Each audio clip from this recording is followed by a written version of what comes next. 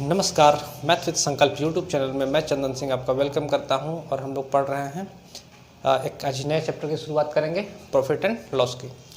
तो जैसा कि परसेंटेज का वीडियो पीछे मैंने अपलोड कर दिया हुआ है, परसेंटेज में जितनी बातें हो सकती हैं वो मैंने आपको बता दी हैं।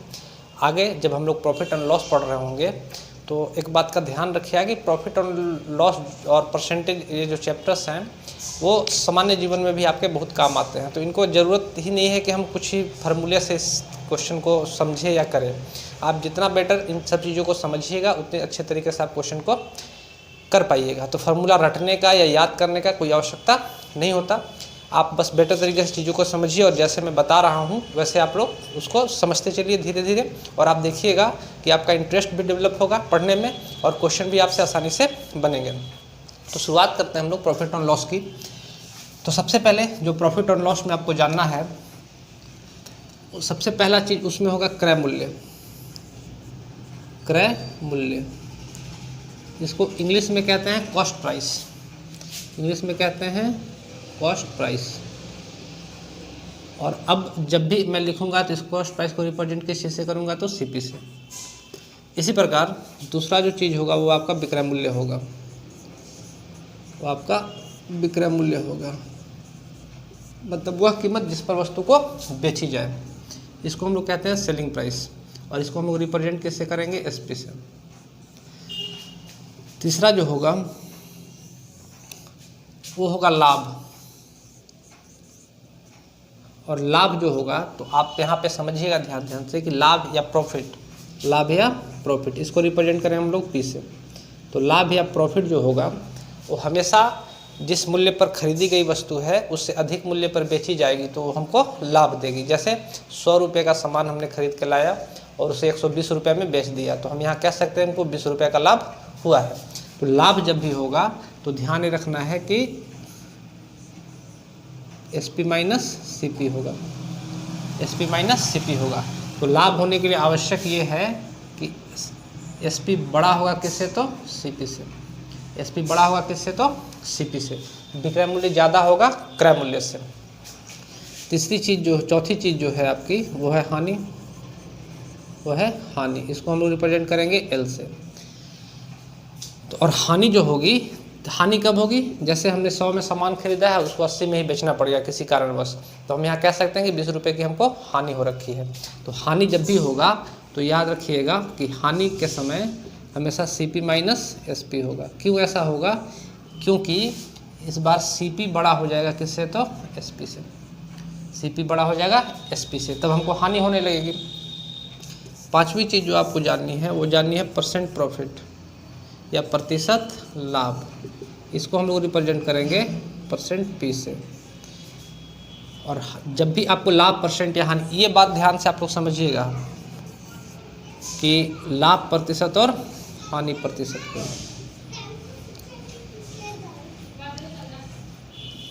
लाभ प्रतिशत या हानि प्रतिशत को, जब भी हमको लाभ या हानि के प्रतिशत की बात करेगी या जब भी लाभ या हानि का बात करेगा तो लाभ या हानि जो हम लोग निकालते हैं वो निकालते हैं क्रय मूल्य पर यानी कॉस्ट प्राइस पर। और जिस पर भी हम लोग निकालते हैं, जैसे कॉस्ट प्राइस पर अगर हम लोग लाभ या हानि निकालते हैं तो हमेशा और ध्यान ये रखिएगा कि जिस पर भी हम लोग निकालेंगे उसको बटे में रखते हैं। तो सीपी पर अगर हम लोग लाभ या हानि निकालेंगे, लाभ और हानि जब भी निकालते हैं हम लोग सीपी पर ही निकालते हैं, तो सीपी को हमेशा बटे में रखते हैं। जो भी आपको लाभ या हानि हो रखी होगी, उसको हम लोग यहाँ रखते हैं। तो प्रॉफिट है तो प्रॉफिट रख दिए और मल्टीप्लाई बाई 100, ये हमारा निकल जाएगा लाभ का प्रतिशत। हानि प्रतिशत की बात करेंगे तो हानि भी हम लोग निकालते किस पर हैं, तो सीपी पर ही निकालते हैं। लॉस हो रहा है तो लॉस होगा और मल्टीप्लाई बाई 100, ये हमारा जो आएगा वो होगा हानि प्रतिशत। तो पूरे प्रॉफिट एंड लॉस में आपको बस इतनी सी बात ध्यान में रखनी है और इतनी ही बात से हम सारा क्वेश्चन करेंगे। और ये भी आपको रटना नहीं है, ऐसा नहीं कि आपको इसको रट के बैठिएगा। इन चीज़ों का इतने बार इस्तेमाल हो जाएगा कि आपको ये चीज़ें खुद ब खुद याद भी हो जाएंगी। तो आप इसका स्क्रीनशॉट ले लीजिए, फिर हम लोग आगे बढ़ते हैं।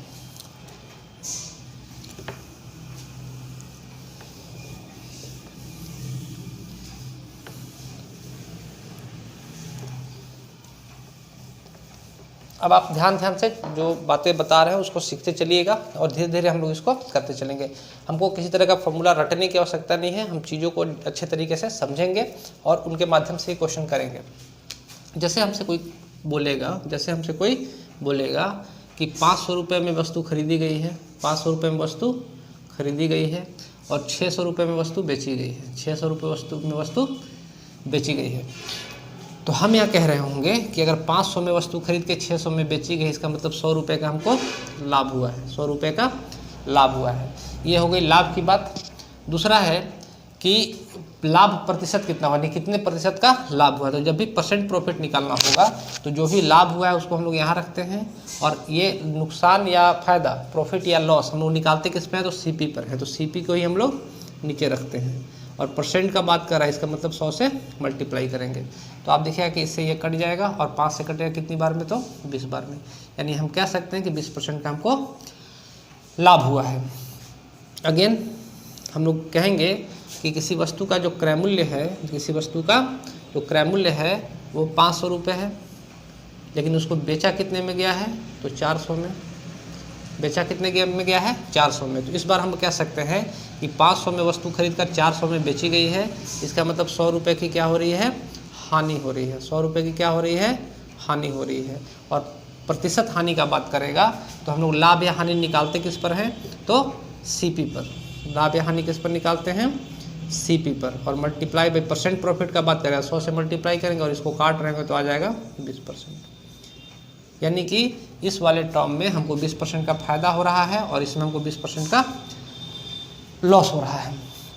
और इतना ही सब बात आपको समझना भी है। इसके बाद हम क्वेश्चन करा रहे हैं आपको, आप देखिएगा कि सारे क्वेश्चन हम लोग धीरे धीरे कैसे आराम से कर पा रहे होंगे।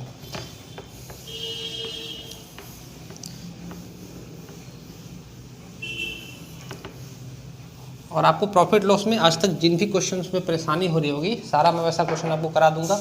और आपको पूरे वीडियो देखने के बाद उम्मीद है कि परेशानी नहीं होगी। तो आप लोग पूरा वीडियो देखिए और ध्यान से आप लोग समझते चलिए। जैसे क्वेश्चन क्या कह रहा है कि एक घोड़े को 20,000 में बेचने पर, एक घोड़े को, एक क्वेश्चन लिख दे रहे हैं सामने, उसके बाद हम इस वीडियो को बंद करके फिर क्वेश्चन लिख के आपको दिखाएंगे ताकि समय हमारा बचे। एक घोड़े को 20,000 रुपये में बेचने पर, एक घोड़े को 20,000 रुपये में बेचने पर 25% का लाभ होता है, 25% का लाभ होता है, लाभ होता है। यदि उसे 40% लाभ पर बेचा जाता, यदि उसे 40% लाभ पर बेचा जाता,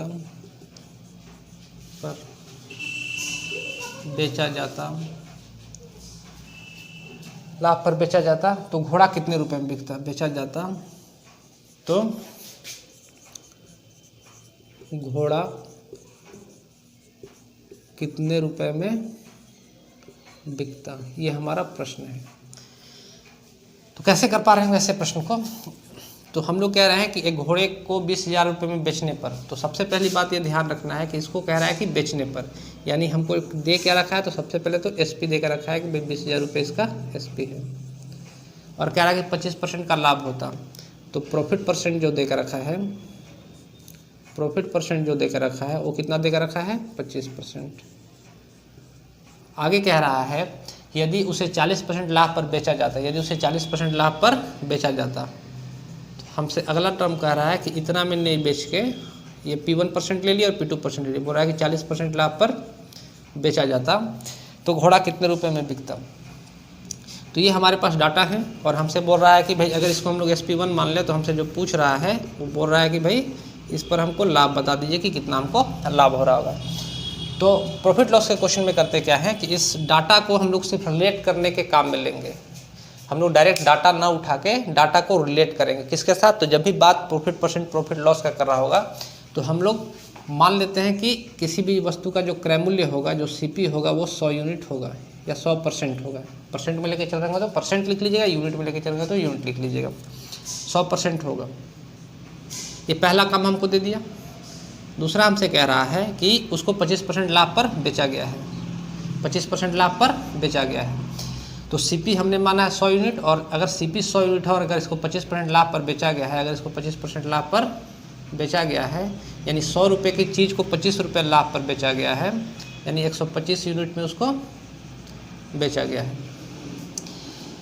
ये हो गया हमारा SP1, ये हो गया हमारा SP1, इस तरह से बेचा गया है। आगे क्या कहता है कि यदि उसे 40% लाभ पर बेचा जाता है, यानी 100 रुपये की चीज़ को ही हमसे कह रहा है कि यदि 140 यूनिट में बेचा जाता तो SP2 हमको बताइए कितना होगा, यानी 140 यूनिट का हमसे वैल्यू पूछा जा रहा है। अब इतना करने के बाद हमको देखना है कि भाई डाटा कहाँ का दे के रखा, तो SP1 का, और ये हमारा SP1 है। तो हम यहाँ से कह सकते हैं कि हमारा 125 यूनिट रिप्रेजेंट करेगा किसको, तो 20,000 को। तो 1 यूनिट रिप्रेजेंट किसको कर देगा, तो 1 यूनिट रिप्रेजेंट कर देगा 20,000 बटा 125 को, 20,000 बटा 125 को।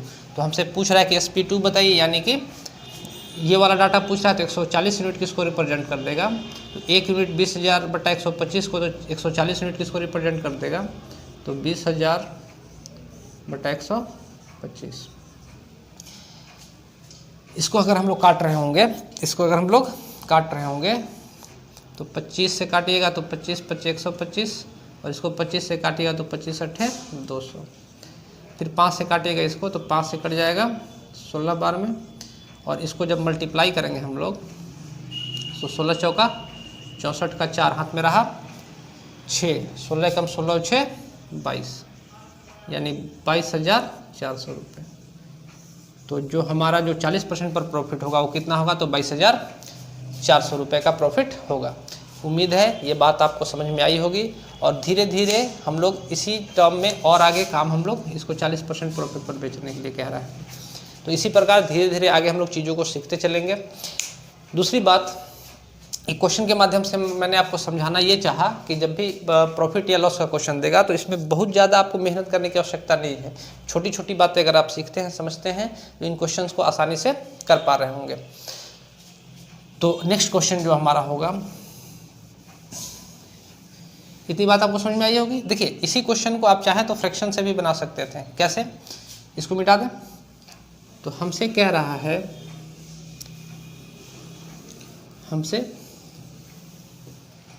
है कि SP 20,000 है और उसको 25% प्रॉफिट पर बेचा गया है। तो 25% का प्रॉफिट फ्रैक्शन कितना बनेगा, अगर हम इसे फ्रैक्शन में करना चाहें तो 25% का फ्रैक्शन बनेगा 1/4, यानी 4 के सामान को 5 में हम लोग बेचे हैं। तो CP कितना हो गया 4, और SP कितना हो गया, तो 5। ये पहला वाला है। दूसरा कह रहा है कि हम 4 है कि उसको 40% पर बेचें, 4 है कि 40% पर बेचें। तो 40% का फ्रैक्शन कितना बन जाएगा, 2/5, यानी 5 के सामान को हम 4 है कि 7 रुपये में बेच दें, 5 के सामान को 7 रुपये में बेचें। यहाँ पे एक बात आपको समझनी होगी कि अगर हम फ्रैक्शन लेके चल रहे हैं तो इस बात को समझिए कि घोड़ा तो एक ही है, यानी जब भी हम लोग घोड़ा खरीदे होंगे तो उसका जो क्रय मूल्य होगा वो समान होगा। क्रय मूल्य क्या होगा, समान होगा। और यहाँ पे आप देख रहे हैं कि क्रय मूल्य है अलग अलग। तो अगर क्रय मूल्य अलग अलग है तो सबसे पहले हम लोग क्रय मूल्य को समान करते हैं। कैसे, तो इस 5 को यहाँ मल्टीप्लाई कर देते हैं और इस 4 को यहाँ। अगर किन्हीं को ये बात समझ में नहीं आई होगी तो रेशियो और प्रोपोर्शन का वीडियो बना कर रखे हैं, कैसे रेशियो को इक्वल करते हैं, कैसे बनाते हैं, ये सारा कुछ बताया हुआ है। तो आप लोग रेशियो प्रोपोर्शन का पहले वीडियो देखिए और वो अच्छे से समझिए, उसके बाद फिर यहाँ पे आइए। यहाँ 5 से मल्टीप्लाई हुआ तो यहाँ भी 5 से मल्टीप्लाई हो जाएगा, और यहाँ 4 से मल्टीप्लाई हो तो यहाँ भी 4 से मल्टीप्लाई हो जाएगा। तो हम कह सकते हैं कि क्रय मूल्य 20 था तो सामान कितना में बिका है, 25 यूनिट में, और यहाँ क्रय मूल्य भी 20 है तो सामान कितना में बेचना था, तो 28 यूनिट में। और क्वेश्चन में इस 25 यूनिट का वैल्यू दे के रखा है कितना है, तो 20,000 रुपया। शुरुआत में जब बेचे थे ये 20,000 रुपया, तो 1 यूनिट का वैल्यू कितना हो जाएगा, तो 20,000 बटा 25, 20,000 बटा 25, तो 28 यूनिट का वैल्यू कितना हो जाएगा, तो 28 गुना 20,000 बटा 25। इसको काटेंगे तो 25 से कट जाएगा 200 बार में, और इसको काटेंगे, इसको मल्टीप्लाई करेंगे तो हो जाएगा 22,400। और यही हमारे प्रश्न का उत्तर था। वहाँ से भी वही आया था। तो आप ध्यान ये रखिएगा, मैं ये नहीं आपको बताया क्वेश्चन आप ऐसे भी बना सकते हैं, ऐसे भी बना सकते हैं। आपको चीज़ें समझनी क्या है कि हमको क्या क्या दे के रखा है और परसेंट को हम लोग कैसे यूज कर सकते हैं। तो उम्मीद है इतनी बात आपको समझ में आई होगी। अब धीरे धीरे आप मेरे साथ बने रहिए और देखिएगा कि आपको परसेंटेज या प्रॉफिट लॉस के क्वेश्चन जो हैं आपको आसानी से समझ भी आ रहे हैं और आपसे आसानी से बन भी रहे हैं। नेक्स्ट जो आपको यहाँ एक बात सीखनी है वो ये सीखनी है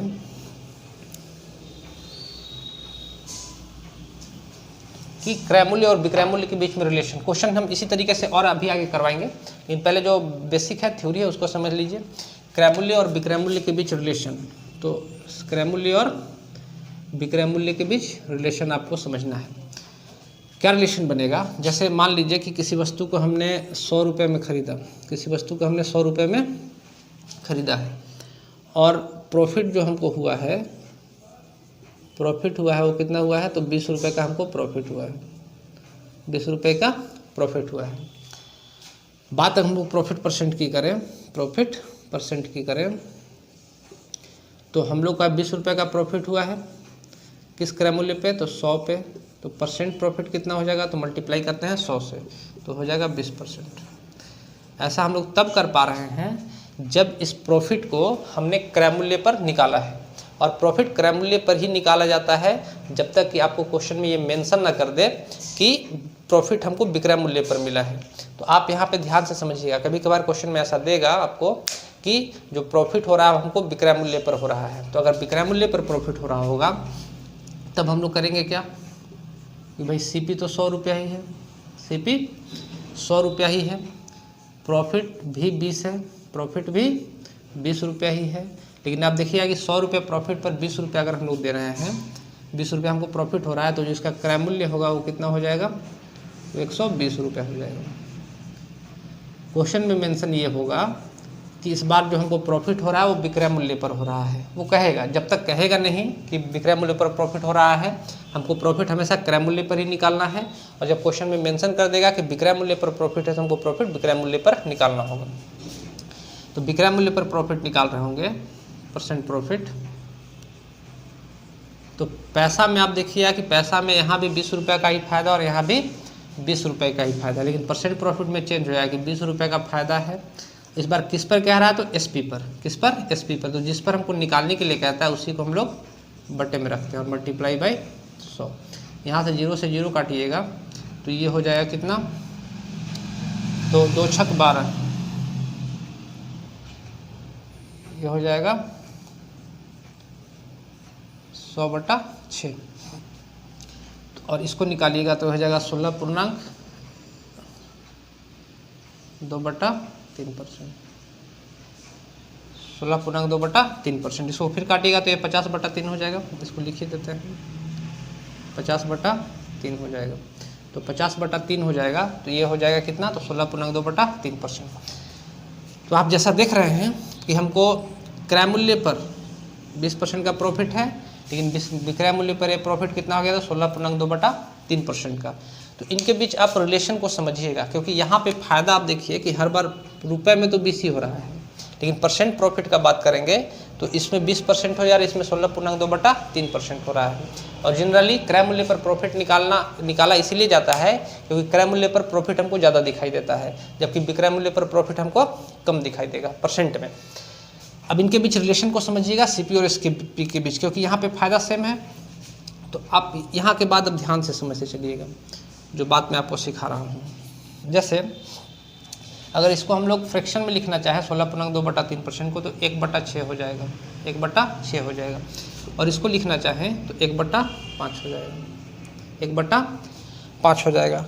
और ये दोनों चीज़ें पैसे के मामले में इक्वल हैं। तो आप ये ध्यान रखिएगा कि सीपी और एसपी के बीच जो रिलेशन होता है वो परसेंटेज में जो आप लोगों को मैंने पढ़ाया था कांस्टेंट प्रोडक्ट रेशियो, उसी को रिप्रेजेंट करता है कि अगर जैसे ये वैल्यू कम है, एसपी पर हमेशा प्रॉफिट हमको कम नजर आएगा, तो घटने वाली वैल्यू अगर कम है तो बढ़ने वाली वैल्यू हमेशा 1/5 के रूप में होगी। मतलब ये है कि अगर हमको एक्स और वाई के फॉर्म में लिखना चाहें, सीपीआर के फॉर्म में लिखना चाहें, तो सीपी और एसपी के बीच जो रिलेशन बनेगा ये इंपॉर्टेंट है, इसको आप ध्यान से समझिएगा कि सीपी और एसपी के बीच रिलेशन बनेगा।